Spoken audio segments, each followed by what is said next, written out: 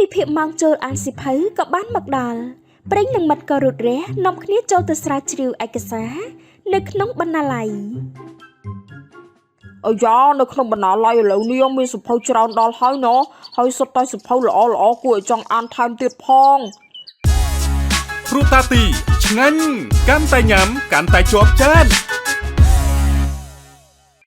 ត្រូវហើយព្រេងមានតាំងពីសិភៅរឿងព្រេងនិទានខ្មែរសិភៅប្រឡំលោកសិភៅសុភាសិតនិងកម្រងពាក្យបណ្ដាខ្មែរសិភៅបែបអប់រំលើកទឹកចិត្តនិងសិភៅផ្សេងៗជាច្រើនទៀតខ្ញុំរាប់មិនអស់ទេបានចឹងគ្នាយើងដើររកមើលសិភៅតាមសប្បាយចុះណារួចហើយចាំយកទៅអង្គុយអាននៅត្រង់នោះអូខេសម្លាញ់តមកទេដើរមើលសិភៅឆ្ងាយពីមើលអេហេហើយនេះសិភៅអីហ្នឹងអូគឺសិភៅរូបមន្តធ្វើម្ហូបតាមកទៅទំនងគួរឲ្យចង់អានដល់ហើយខ្ញុំយកទៅអាននៅត្រង់នោះសិនមកទេដើមមិនប្រយ័ត្នក៏ទៅប៉ះនឹងថូផ្កាធ្វើឲ្យធ្លាក់បែកធូមួយរំពេចហើយវិវោហើយបែកមាត់ធូបន្តិចទៅហើយមានអ្នកណាឃើញទេហ្នឹងអូអត់មានអ្នកណាឃើញទេធូទ្រូងបន្តិចប៉ុន្តែធូនេះបែកមាត់អញ្ចឹងបើលោកគ្រូបានដឹងប្រកាសជាស្ដីឲ្យខ្ញុំខ្វះគេមិនខានហើយមិនបានទេត្រូវតែប្រញាប់ធ្វើស្អីម្យ៉ាងទៅបានអំបឡាឯម្នេះមួយផ្លេតសិនមកសម្លាញ់សិភៅមួយក្បាលនេះល្អអានខ្លាំងណាស់មកលឿនឡើងមកឲ្យឆាប់ឡើងមកឯណាសិភៅមួយណាឲ្យខ្ញុំមើលផងមើលនេះគឺសិភៅមួយក្បាលនេះឯងឃើញទេឯងឆាប់បើកមើលទៅនិយាយចប់មកទេក៏ហត់ថូផ្កាដែលបែកមាត់នោះឲ្យទៅអំពិលហើយប្រឡែងដៃធ្វើឲ្យថូជ្រុះធ្លាក់បែកខ្ចាយពេញលើការ៉ូអាហើយថូផ្កាបែកថូផ្កាខ្ទេចអស់ហើយអំពិលឯងធ្វើស្អីហ្នឹង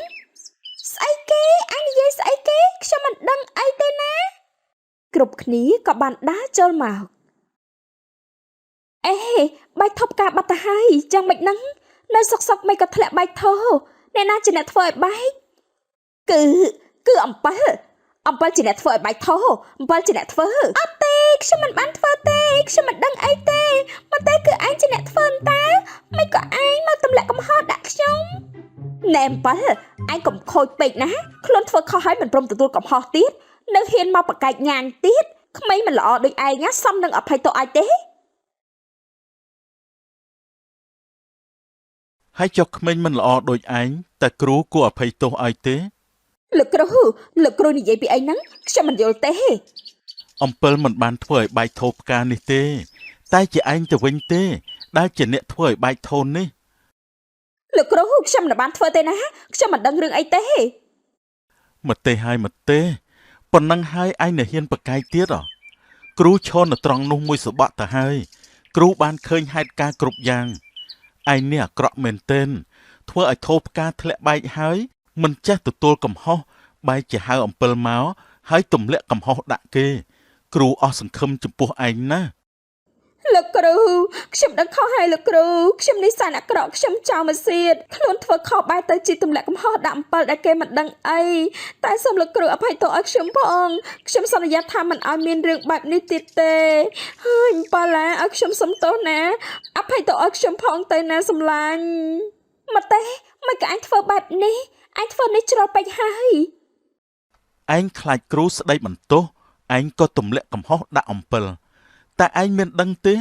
ថាធ្វើបែបនេះឯងខុសកាន់តែធ្ងន់មិនគួរលើកលែងឲ្យលោកគ្រូ